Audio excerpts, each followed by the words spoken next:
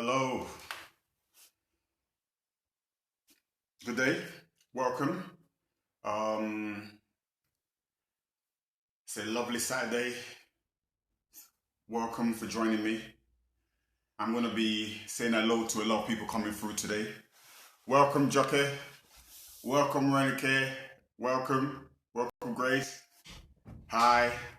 And a lot of people have been asking me the first 5 minutes of my life, why do I spend a lot of the time saying hi and kind of slowly building up into it?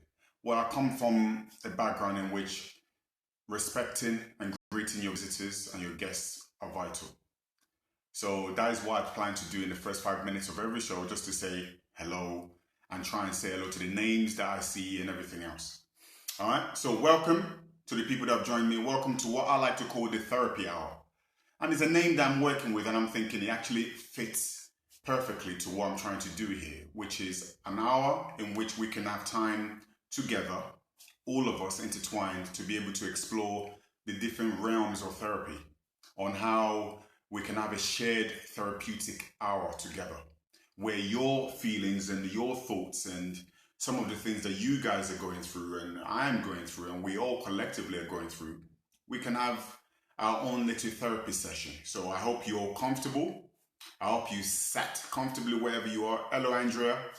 Um, yes, hello. Hello, Sonia. Ajani. Oh, wow. Hello to everyone that's joining me. And I want to say thank you for taking the time out to actually spend it with me. And like I've always said, time is the most valuable asset that we have. And for you to use that hour to spend with us in this community is very, very appreciated. So yes, so welcome to the therapy hour, an hour in which we're going to be going through everything psychotherapeutic. For those that are joining for the first time, this may be the first time you're joining us. My name is Nathaniel, and I'm a psychotherapist. And what I do like to spend in this hour, which has become, I think this is the third therapy hour we've had in succession. So Saturdays at 2 p.m., unless I say otherwise, I guess. We'll see how long we can do this for. If you're joining me, I'll continue doing it. If you see or you get value from it, I'll continue doing it. All right? So thank you for joining me again. Now, for today's topic, what are we going to talk about? You may have noticed that I didn't put a topic in the video that I put out, because today's topic, I want it to be very immersive, very, very inclusive, and rather than me just talking about a topic in which I feel is beneficial, I wanted to open it up as much as possible to actually go through the essence of therapy. And the essence of therapy is not always talking about a topic or talking about a theme. The essence of therapy is to actually connect with another person.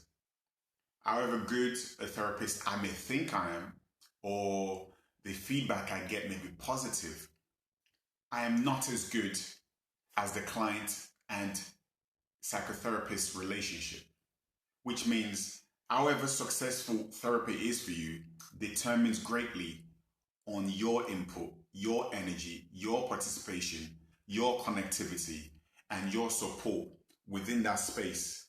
We call it, in the therapist world, we call it a working alliance. And a working alliance, in essence, is what it says. We're working together in an alliance. Everything we go through, I could introduce a topic. However, you're not going to be successful in your therapy if you feel an obstacle to that topic. So you have to bring in as much as I bring in. I'm going to bring the energy for you this hour. I'm going to be able to listen to some of the things you guys are mentioning this hour. And we're going to be able to have a live therapy session today. All right? So I want to say hi. There's just that guy with ink. Today, well, I've noticed that I'm seeing all the names coming up, right? And some of these names are great, but I don't know who they are, their first name. So if you can, because that guy with ink sounds like a beautiful name.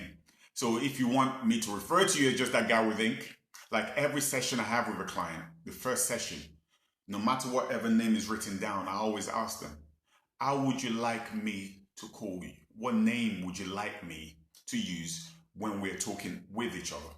So if you want to do the same, I love Zabuka's joint because I know her name, right? But for some of you, you may want to say, oh, my name is this. And I'll say a little hello to you and we can engage on that level. So we just personalize it. That's if you want to be involved. Sometimes you may want to be King Soz. You know, that's another brilliant name. But I'm sure your mom or your dad will not recognize, who's King Soz? So if you want me to be able to engage with you, your names, and say hi to you, rather than me saying, hi, I love Zobakas, I don't know, you know, it may sound strange to you, but I don't mind. Whatever you want me to refer it to, I will do. All right? So like I was saying, today I want it to be more immersive. I want us to be able to be in a position in which we can have a live session together. We can go through what it feels like for me, because this position is not new for me. I'm usually sat in a chair similar to this, not necessarily like this. It changes depending on what office I'm in. But for you, you may not have gone through therapy before, or maybe you have gone through therapy before and you did not find it beneficial for you at that time. There may be reasons for that. Maybe today you feel comfortable to be able to explore some of those issues. And I'm here, just imagine it's just us two, right? Like in any beautiful relationship, it's just us two. And everything else is just clouds and clouds surrounding us. Okay? So we can go through that. Now, if you're not ready to go through anything or therapy or working through your issues, that's very much okay. Because one of the things we say on our website is it's time to heal. When it's time to heal, we are here to heal with you together. If you don't feel you're ready, that's all right too. You can connect to us on this platform and we'll be able to work through certain topics until you are ready to heal. Okay? So don't feel compelled to have to say something or have to do something. When you're ready to explore what I call the dark recesses of ourselves, then we can do so. Don't feel pressured that somebody else is going, is working on themselves and you are not. You're not in a state in which you feel ready yet. Hopefully you will. Hopefully you will have a psychotherapist like myself or any other psychotherapist out there that will be able to hold your hands and walk with you like the shadow, walk through the darkness with you and just guide you and support you in what must be a very difficult journey for you to embark on. All right? I imagine there's a room in everybody's house, right, where we just stuff everything in. We stuff the bags, the 200 million shopping bags we have. We've got things that we're not using anymore, whatever it may be, and you shove it in that room, never to see it again for a long time. I compare that to what we go through. Well, we go through certain things and we're like, okay, you know what, trauma, I'm going to stick you into this room, this darkened room, lock the door, not going to open you right now. Disappointment, I'm going to shove you in that same room.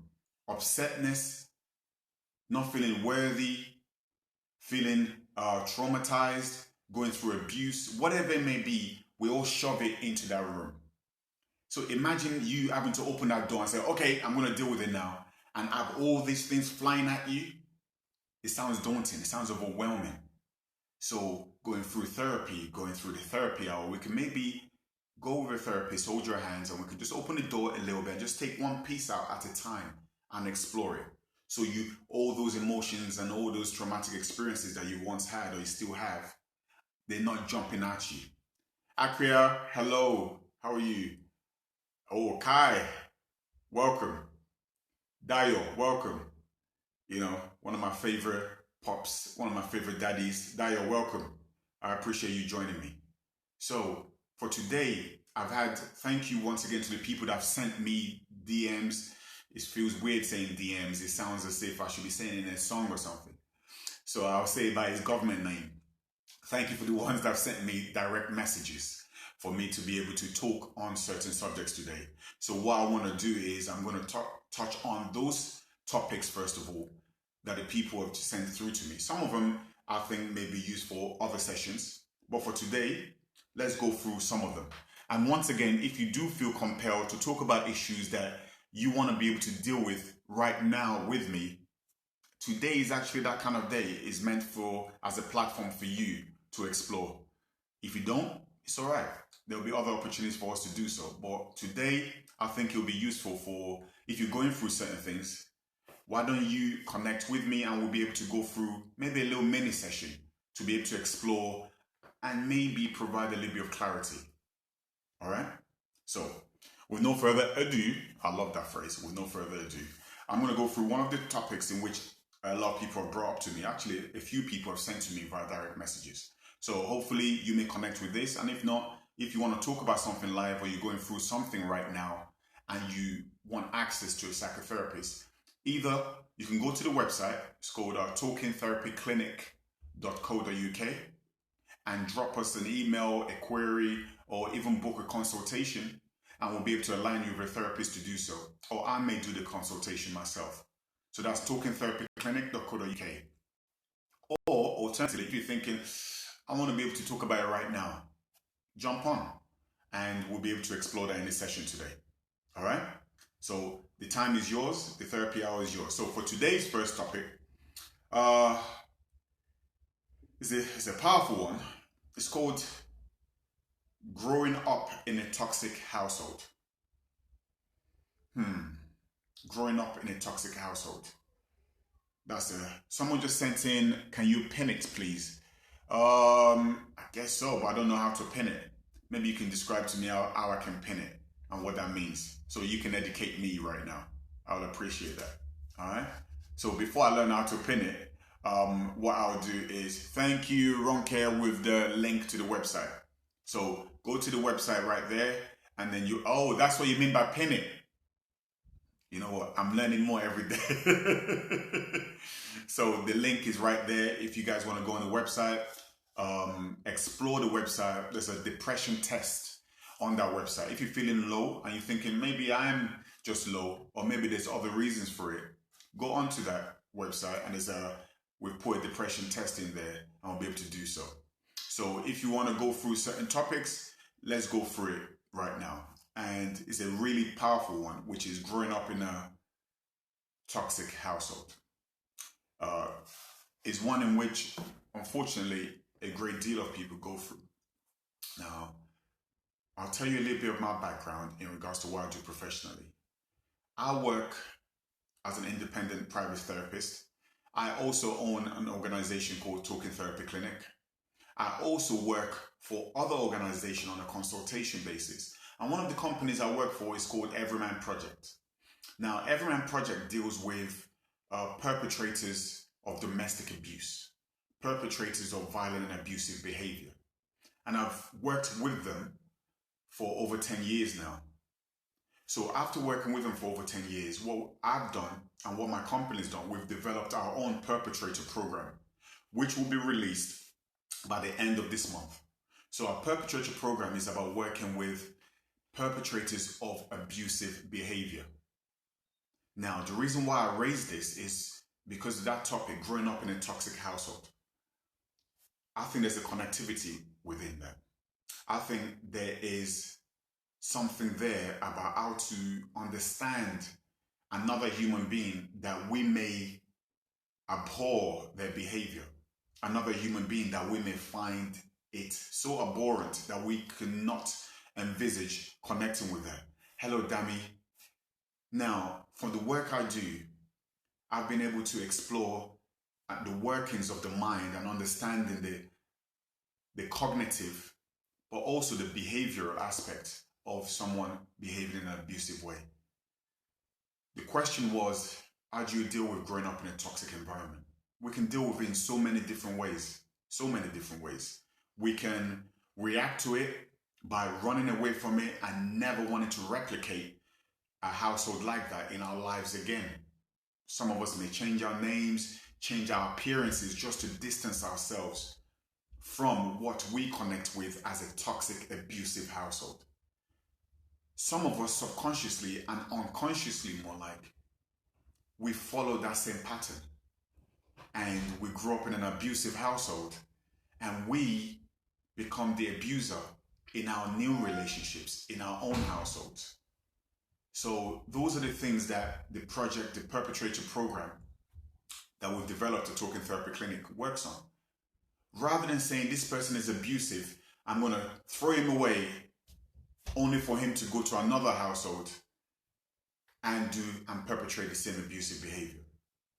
So what we've developed is a program to deal with the perpetrators and work with them, so that way they change their abusive behaviors.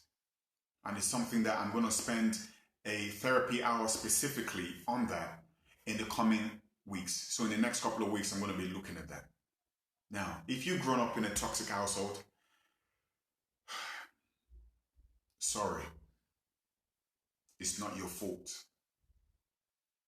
It was never about you. It was never your fault. It wasn't something you did that provoked it.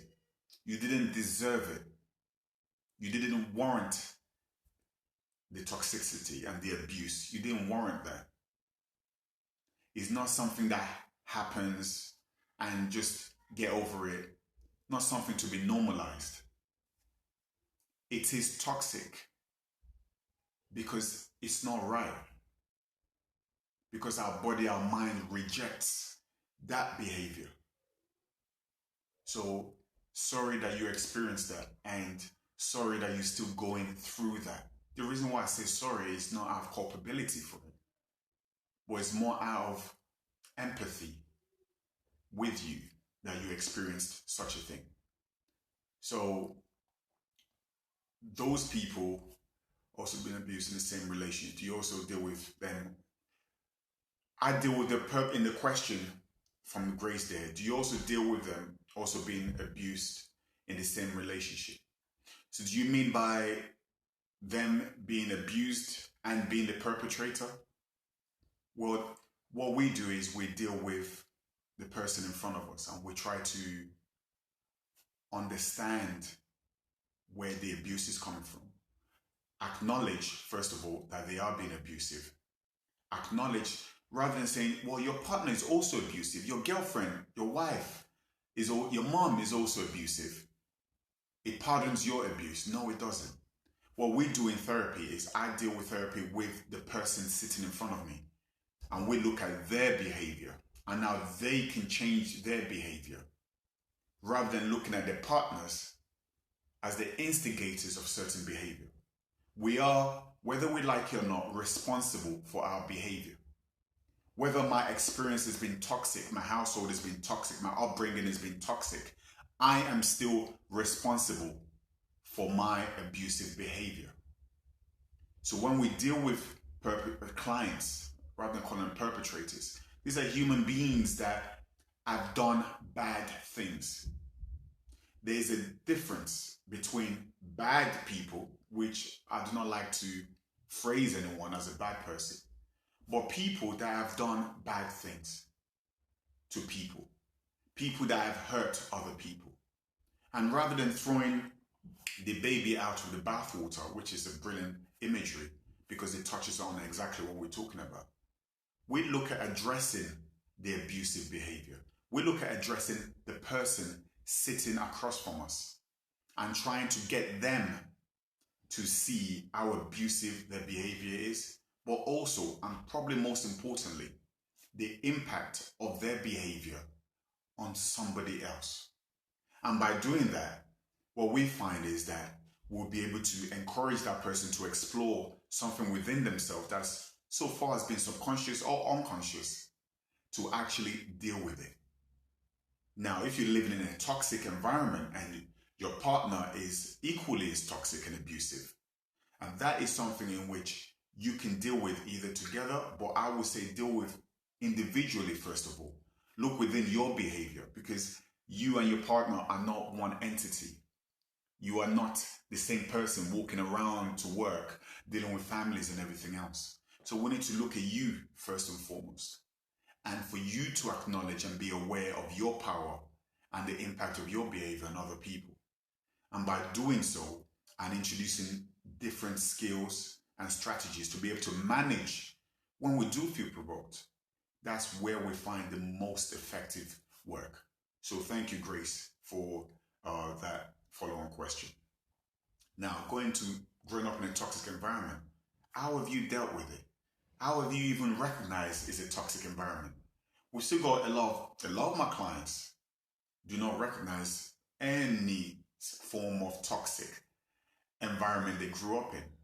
And in therapy, by exploring that, we'll be able to actually be like, wow, the clients have what you call that light bulb moment where the penny is dropped. And they'll be able to connect to the fact that actually, I am in essence what we call copy and paste the behavior in which I grew up in. Without you acknowledging it, I'm sorry, but there won't be any chance of change initially.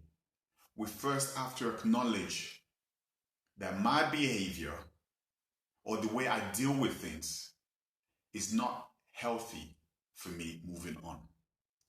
How do I recognize where this is coming from? We can recognize it by talking with each other. We can recognize it by actually looking within. And we can recognize it when you feel ready to heal and actually speak to someone like myself to actually explore it. Because the art of therapy is you're not talking to a friend that is there to hold you and comfort you. We're not talking to a friend that is there to tell you what you want to hear. What I am is a blank canvas, and you spray onto me all the subconscious, unconscious thoughts, whims, behavior, belief, core beliefs that you have onto me. And from my training and experience, I'll be able to just piece it together and push it back to you so you can see what is going on within you. So by going through therapy and having a platform like this is for us to potentially have an opportunity to be able to go through a session together, to be able to explore it on a level maybe you haven't done so together. Maybe you've read something that just feels so familiar. It feels like you've been there before, but you can't connect to it. I'll tell you the reason why you may not be able to connect with it initially. When we go through pain, our body rejects it as much as possible to make us survive and to be able to carry on with our lives. So we block it out. We push it into that room that we put everything in. We stuff everything in. No, I can't go through life every day like this. So I need to move this feeling and push it into that place. And so for me not to be able to deal with it ever again. That is why sometimes when people come through therapy, and it's almost like clockwork with me when I'm working, because after certain sessions, the memories of all my clients start flooding back. They've spent 20, 30 years, 40 years in some cases, not having remembered this event, not having remembered the feeling. But somehow, that unconscious lived experience follows them through. And it comes out in the way they look at things, the way they look at the world, the way they look at themselves within the world, and importantly, the way they see the world looking at them. And it's understanding that. Have you ever been in a situation where you feel, I'm not worthy of this relationship. I'm not worthy of this partner. Or this person is not going to love me. Oh, let me just wait. Yeah, he's going to leave soon. He's going to leave me, yeah? What's he still doing here? No, he's going to reject me. No. Have you been in that situation? Have you been in a situation where other people are giving you compliments and you are so adamant you are not worthy of this compliment? You are so confident and sure that, nope, I don't deserve this. Now, those feelings, if that resonates with you, those are the kind of feelings in which I'm talking about that pre-exist from somewhere. There's a source of all of those feelings. Now, we've got a question here. It says, can it appear as panic attacks or anxiety? Anxiety, if you caught last week's session, and there's a video actually that I did on a presentation that's on a YouTube channel. So check out Talking Therapy Clinic on YouTube. You may be able to find a video on anxiety that I put there. It's only about 30 minutes. I made it nice and succinct for people to be able to explore. Anxiety is a reaction to an event that's about to occur. So anxiety is a way of your brain and your mind warning you, alerting you, preparing you for what it deems as potential danger. So panic attacks is another manifestation of anxiety. Panic attacks is a form of an extension of anxiety disorder when it gets really problematic. You can have panic attacks because you're so overwhelmed, you're unable to control all the emotions, all the epinephrine that's been pumped into your body from your brain for you to be able to deal with an event, and you're unable to deal with that. All right? So that is a way of looking at anxiety and panic attacks. That is a perfect way of looking at it for you to be able to understand it. It's not random. The reason why it feels random is because you do not know yet where it's come from. So it feels out of place. Why am I reacting this way? This makes no sense. It doesn't make sense right now. Think about everything you've gone through. Doesn't make sense right now. But there's going to be a time where it will, if you do the work with myself or other therapists to be able to explore it. Think back 10 years ago. There were things 10 years ago that didn't make sense to you, right? And today, it's second nature. You understand it. That's about you putting the work in to be able to understand it. Hello, Barbara. Good question, Deja. Imposter syndrome, right? Imposter syndrome, I think we touched on it maybe two sessions ago. And imposter syndrome is a way of looking at, I am a fraud, I'm not good enough for this, I am not deserving of this. Ask yourself where that has come from. And if it's something you want to explore right now, or if there's something specifically you guys want to jump on here and talk about, feel free. It could just be a topic in which you want me to expand on, and we can expand on it together. But imposter syndrome is an element in which comes from some of the things I've mentioned. I'm not good enough. Where is this coming from? Just ask yourself that question. Why do I feel I'm not good enough for this? Why do I feel I am not deserving of this? I'll wait. We'd all wait, right? I want you to ask yourself that question. If you are going through that, why do you feel you, Deja, you, anybody else out there, why do you feel you are not good enough for that situation you find yourself in? For work, for a relationship, for a pay rise, for friendships, for love, for respect. Why do you feel you're not deserving of that?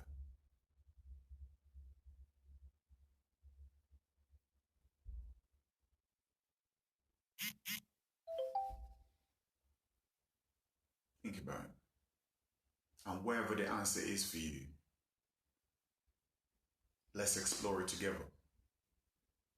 Because the question I've just asked right there, why do you feel you do not deserve it? Why do you feel you're not worthy?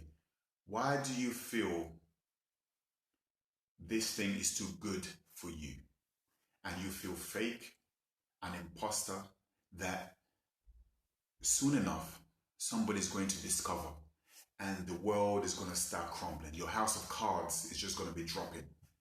Why do you feel that way?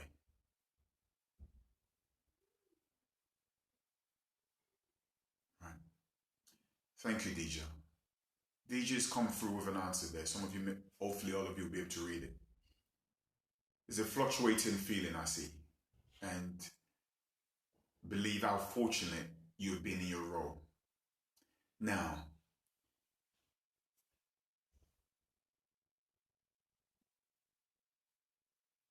okay. Thank you for the comments, Deja. And what I'll do is I'll be able to explore that. All right.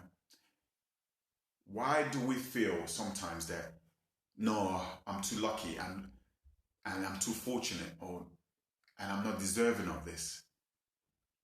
Because when we look at luck and being fortunate, it is almost a whimsical thing that has no order, that's not specific. It's just you or you, something quite random. So when we feel something is quite random, it means that if I've got it now, I'm not deserving of it. I just got lucky. Now, I don't believe in luck. That's me personally. But as a psychotherapist, let's look at luck and fortune. And oh, I got lucky. I got fortunate. In your work, in your lives, we put out so much energy out there. And when it comes back in a positive way, that things are actually going our way, we seem sometimes surprised by it. So let's break out the mechanics of it. Okay? So here it goes. I'm going to study for a year to qualify for something. I'm going to study hard. I'm going to be positive. I'm going to put my energy into it to get better and better for me to be able to pass this exam. The exam day comes, I've rested. I've studied, I've read everything back and forth. I've made my own notes. I feel prepared. I take the exam and I pass the exam overwhelmingly. Now, when I tell people my grades, they're like, wow, you good. And I said, no, boy, whew, I got lucky, you know. That is not luck, Deja. You've created a pathway in which you believed in, you worked for, you're working towards, you put your energy, your effort into it. It's got nothing to do with luck. There may be certain things that come in play that has helped you along the way. But if you were not on this journey, if you did not put the positivity out there or the energy out there, those opportunities would not have manifested. So then the question I want to throw back to you is, did you become lucky or did you work for that opportunity? Hello, Dollar. Welcome. So Deja, if you're looking for a reason why you are becoming successful, do me a favor and look in the mirror. I want you to look within yourself on why you are successful in this. And maybe you weren't successful 4 or 5 years ago in other things. Because the energy you've put into this is being rewarded by your effort. It's not luck. It's not fortune. It is you. So if you feel that you are not worthy of something, or you feel you are an imposter, I want you to ask yourself the question, why do I feel I'm not deserving of this? It could be in a relationship. You find yourself in a situation right now where you've got a partner that loves you, that cares about you, that is devoted to the relationship. And it feels eerily uncomfortable. And you feel, no, he's going to leave soon. What I like to go through in therapy is explore the origins of those thoughts. We call it, in CBT world, I deal with different parts of therapy, we call it negative automatic thoughts. So that is negative automatic thoughts, which means without me even thinking about it, those thoughts come in automatically. Now, when you have negative automatic thoughts, it's about exploring, and there's a strategies, there's exercise I go through with clients to be able to explore that situation. We look at the incident, we look at your thoughts, we look at the feelings behind it, your belief, and we look at your behavior, what you do to deal with that initial situation. And we'll be able to understand your own individual pattern of behavior, right? If someone gives me a compliment, what do I do? My thought is, what? Let's give you an example. I'll give you a compliment. You look beautiful. You're very smart, very intelligent. You're very charming. You're someone that I love spending time with and getting to know. And your automatic thought is, what's it saying? Why is he saying this? Or your automatic thought is, he's chatting rubbish. He's just saying this because he wants something. He's trying to tease me or fool me or anything else. Those are your automatic thoughts, right? So what are your feelings? I feel uncomfortable by this. I'm all of a sudden, my feelings of inadequacy are exposed. Because when I'm hearing the positivity, I don't feel I deserve it, or it is for me. It highlights the fact that I don't believe that I am all of those beautiful things. And I reject it and I push it away, and I'm like, nope, it's not for me. Nope. My rejection could be aggressive. What are you talking about? Or just changed the subject. You're right? Avoidant behavior. So when we look at now your behavior is ignore it, laugh it off, joke it off, or say things like, yeah, what's up? Whatever it may be. Because we're trying to avoid what that feeling is, that feeling of inadequacy. And going through therapy, we'll be able to explore the origins, the core, the source of those feelings that come out within all of us in everyday life. Why do I not feel worthy? Why do I feel like an imposter? Right? So the question is, why do I not feel worthy? So let me turn it around on you. If someone is an imposter, right? If you connect yourselves with being an imposter in a situation, which means, worthy, deserving, you've just blagged your way into this situation, right?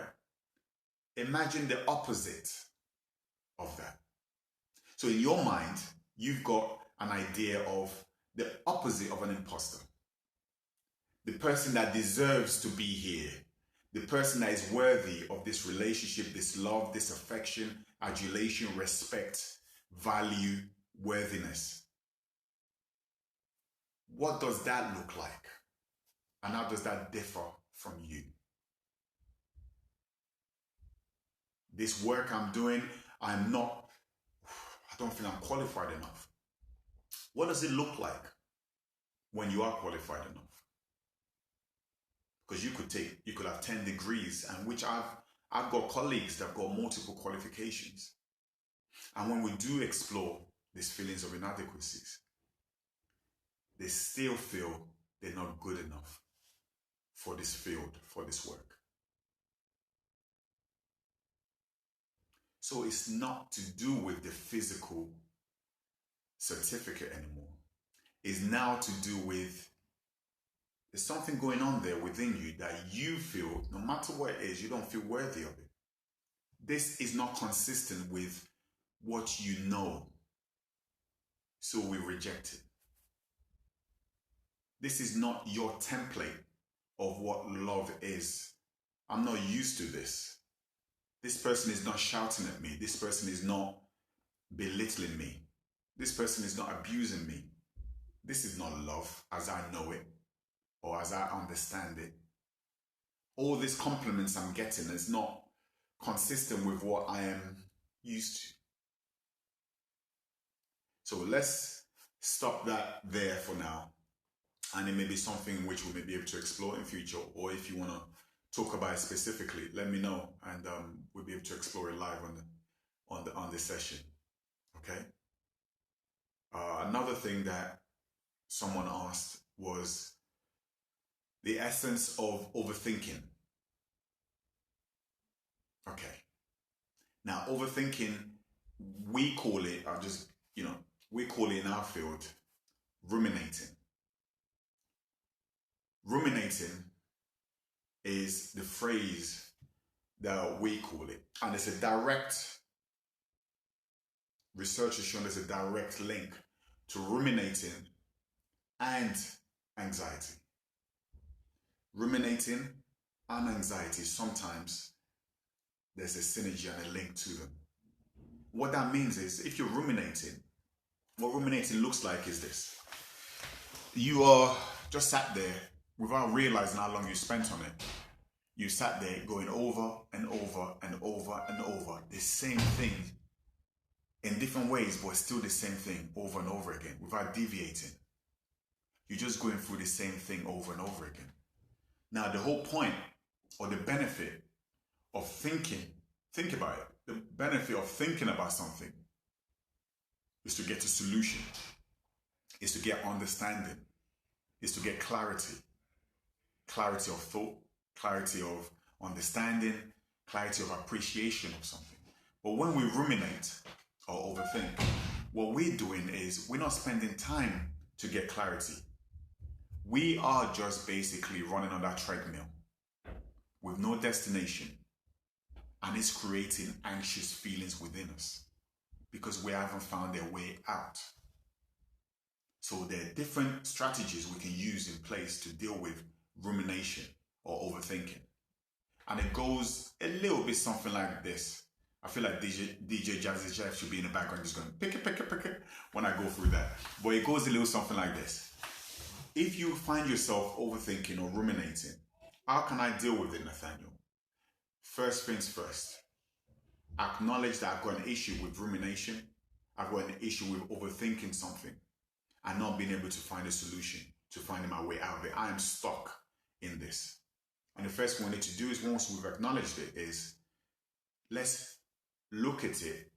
And I use this analogy because I think it's quite useful. It helped me to be able to separate between advice giving and problem solving, right? Advice giving is what you do to your friends and everything else. Problem solving is actually looking at the issue head on and looking at ways in which you can improve that. So rumination, you find yourself ruminating, you're laying in bed at night or in the daytime, just going through the same thing over and over again.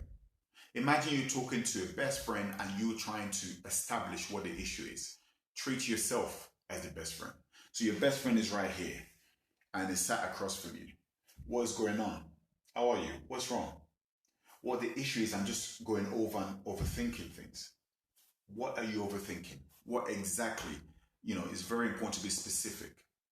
What exactly are you overthinking? And the person will be able to give you that information. And from that information, remember, we are counseling ourselves right now. We'll be able to go through and say, okay, this is the problem. Identify what the problem is. Now, how do I get from the problem to getting out of it, resolving that problem? We identify what the problem is. And then once we've established and identified what the problem is, we look at ways in which we can come out of it. I don't know how to swim. I'm scared of swimming. I feel like I'm going to drown. And the reason why I feel like I'm going to drown is when I was younger, I saw one of my friends drown. And subconsciously, it's been there for me that anytime I go near water, I'm scared I'm going to drown. So I'm afraid I'm not going to be able to go through this. I'm going on a holiday with my friends and my family and my kids, and I'm scared that I'm not going to be able to partake in some of the activities. How can I go from this to resolution? It's putting certain plans and strategies in place. The first one we need to learn is that I don't know how to swim right now. What tactical and very straightforward thing can I do to be able to move from this position? I can book myself into a beginner's course for swimming at any time that it suits you, but I feel embarrassed by it. Embarrassment will come and it will go. It's how you look at it. There was a time I was in Oxford Circus and I was walking and I really felt like I was looking good. And, I've got my camel coat, wool coat on.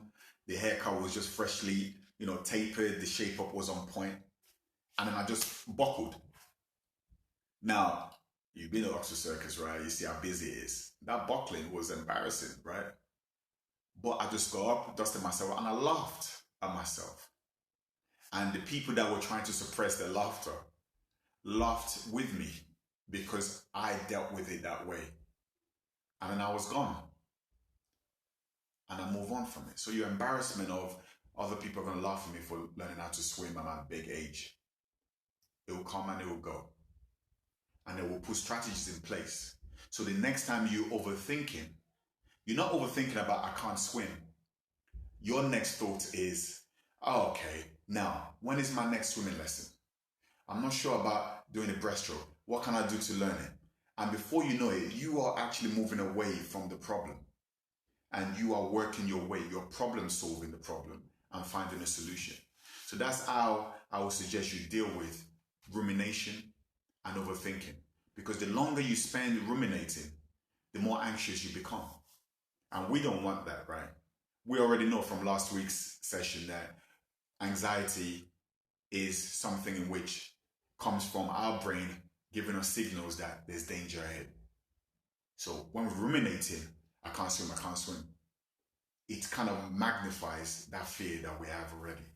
So let's infuse some problem solving skills, some problem solving strategies, and even importantly, spend time, put in your diary. 6 p.m. tomorrow, I'm going to be ruminating for half an hour. And over time, it will stop being a ruminating session to problem solving session. Find the solutions to what you are thinking about rather than just thinking for the sake of it. All right? So I hope I've answered that question and the other question that's come through. Mrs. Grace. I like that. Mrs. Grace. And Grace is definitely upon you, miss. Can it be linked to insomnia? Now, insomnia is another manifestation of what is going on within you. Another manifestation of your thoughts, your fears, and your feelings. And it's about trying to put strategies in place to say, I am not going to think about this in this period. And there are very small steps we can take to deal with that. 2 hours before I go to bed, I can change my pattern of behavior. I can look at my diet before I go to bed because there's some food that's more difficult to break down, which takes longer to break down. And I'm going to book a time to address my issues. So then that way, I don't have to be thinking about it when I'm going to bed. Okay? So some of the questions are flying through right now. So I'm just trying to look here. Okay, brilliant question. How can you support someone who appears to be paralyzed by anxiety and depression? Good question. How can you support someone? Which is the question. You can only support, so I'm going to answer the specific question of it. It's not how do you deal with someone that's got depression or anxiety. The question is how can you support someone? Earlier, when I started this session, I talked about it's time to heal and how not everyone is ready to heal. It may sound strange, like, hold on a minute, what do you mean? If I need to heal, why am I not ready to heal? Because we are not mentally and emotionally, we don't feel strong enough to be able to deal with that. We don't feel powerful enough to be able to actually deal with that. So it's not on your timetable, on you're depressed, you're anxious, this is what we're going to do. That is on your timetable. You're not trying to help the other person. You're trying to help yourself from not having to experience that person the way that they are presenting themselves. It all starts with that person. If the person wants you to be present, and you can be present. If the person wants to engage with you, and you can engage, then you can do so. The reason why I state that the way I stated it is we all feel obliged to be there for someone when they're going through certain issues or emotions they're going through. That's my job. I get paid for that. You may not be in a position where you can deal with all the issues that someone is going to bring to you. Because the energy it takes to be present, to engage, to be there for another human being is great. So if you feel you can be, that's how to support someone. What do they need? Do they just need you to see them, acknowledge them, know that they're there, acknowledge that what they are saying, although you do not understand it, and in some cases you do not agree, accept it. You may see that this person there's a lot of self-hate there, and you want to tell them, don't hate yourself. You are beautiful. You are powerful. Don't be stupid. This is not important. What? In a way, you are kind of disregarding what they're saying. The person is going through something. Be there for them if you can be. If you can't be, acknowledge what they're going through and acknowledge that I wish I can be here for you. I wish I know what to say and what to do. But I don't think I do. If you want to talk to someone about it, go on talkingtherapyclinic.co.uk. Go on any other format in which you can find a therapist for you to be able to work with. If you can be, then be. What your friend, your partner, what do they need from you that you can give? Because when all of this is resolved and you are in pain and you are unable to deal with the emotions and the powerful thoughts and everything else, we still need to look after you. We still need to find a way to be able to look after you, to make sure you are okay to be there for somebody else. When you're on that plane and the air stewards and stewardesses are going through the plans of the plane, they tell you, when this plane goes there, you need to get the oxygen and put onto yourself. So you are in a position then to put it onto your children. But we need to look after you first. So if you can be there for your friend, I admire you. If you can't, I also admire you for acknowledging what you can and what you cannot do in this present time. So that's how you deal with a friend of yours that's going through something, that's going through depression or anxiety. If they're going through anxiety and they don't understand it, go on the Talking Therapy Clinic YouTube page. There's a 30-minute presentation on anxiety there. See if that makes sense to them. See if they can connect with it, if they can put in place the strategies in which I've outlined, which is check it, challenge it, and change it. These are little hints and tips. Hopefully, somebody will find benefit from it. That's the plan. That's the whole point in which I'm doing this. All right? So we're coming to the last 5-7 minutes of today's session. I think we've got an opportunity to do with one more question or one more topic that you guys may resonate with or you may want to explore. If you do so, let me know and I'll be able to answer it directly. Now, just summarizing of what we've gone through today. We've gone through dealing with growing up in a toxic environment, touching on a little bit about the abusive nature in which we perpetrate, looking at how to deal with self-doubt when you feel you're an imposter, when you feel you're not good enough, when you feel not worthy enough. And then exploring how to think about rumination, overthinking. Your thoughts are just going over and over again. So things along those lines, those are the things we've touched on today. So some of that may resonate with you and you may want to be able to explore it in future sessions. Send me a direct message.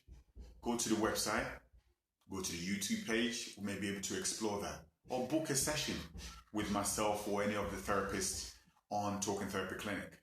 And we'll be able to explore that with you as well. Right? Now, the whole point of these sessions is to have a platform in which people feel connected to. People feel they can ask or they can explore certain topics that maybe they don't feel comfortable or safe to talk within their group of friends, their family. And they just want to ask a question or actually ask a therapist. I am going through this. I don't know where to start from. I don't know how to begin. I don't even think I can make it out of this. I've given up. I have no idea how I'm going to be okay again. If that is you or that has been you or you feel that is you right now, I'm coming from a position, an experience of knowing that this is how you feel in this current moment. And there is a way that you can work through that. Even as despondent as you may feel right now, where there is a solution, a light. It may not be the perfect picture, but I guarantee you and implore you for you to explore it and find out that it's not going to be the picture in which you're living in right now. Therapy is not a dirty word for the weak-minded.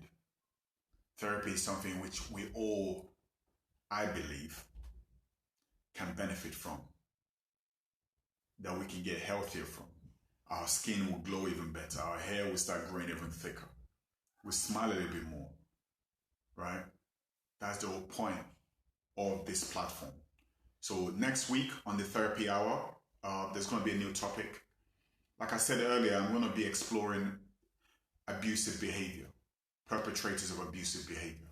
So if that topic is close to you or somebody you may know, or it's something you want to find out a little bit more, I'm going to be announcing when I'm going to do that, because that's going to be a real big topic. And I may cover that for 2 weeks in a row, because it's something in which I know from working directly with perpetrators of domestic abuse, perpetrators of violence and abusive behavior, is something in which I'll be able to speak about moving forward. So thank you everyone that has joined me today. Thank you for continuing to, share your time, which is, like I said, the most valuable asset we do have, for us to be able to explore that together. So in the coming couple of weeks, I'm going to be exploring abusive behavior and how we can work with perpetrators, but also support the survivors of this. Because like I've said earlier, you do not deserve it. You didn't ask for it. It's not your fault.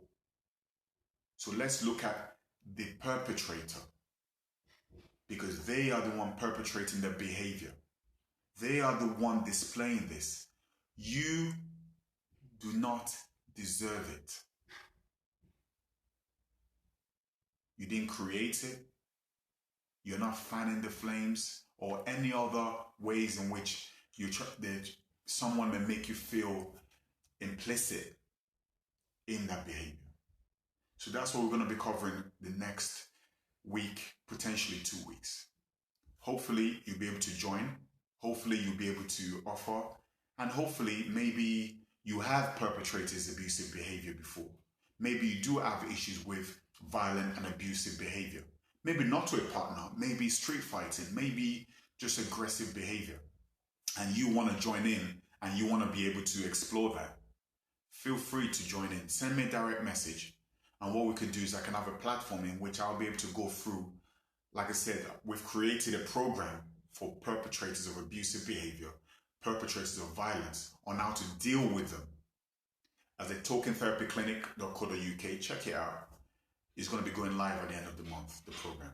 But we've done this to be able to help not only the survivors of domestic abuse, which is at the forefront of the work we do, but also let's look at the perpetrators of this abusive behavior, so we can try and stop that behavior from moving on into the next partner.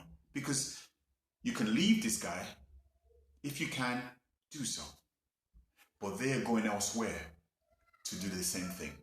And part of my job is to try and nip it in the bud, so their children will be able to experience them in a better way. Their future partners will be able to experience them in a non-abusive way. They'll be able to feel better about themselves as human beings moving forward. So in a way, I'll be helping not only the client, but also the world around the client. So once again, thank you for everyone that's joined me today. I truly appreciate it. Next week, Saturday, 2 p.m. Tell a friend, get other people involved, or maybe even friends that are going through something right now, and you feel that maybe they're not in a position for them to be able to deal with it, or maybe they don't feel they can deal with it. Tell them to watch the show. If they come for an hour of the therapy hour, maybe they may feel emboldened or they may feel supported. I hope so. Thank you all, and have a great Saturday. And I'll be here next week at 2 p.m. Take care. Bye-bye. Thank you.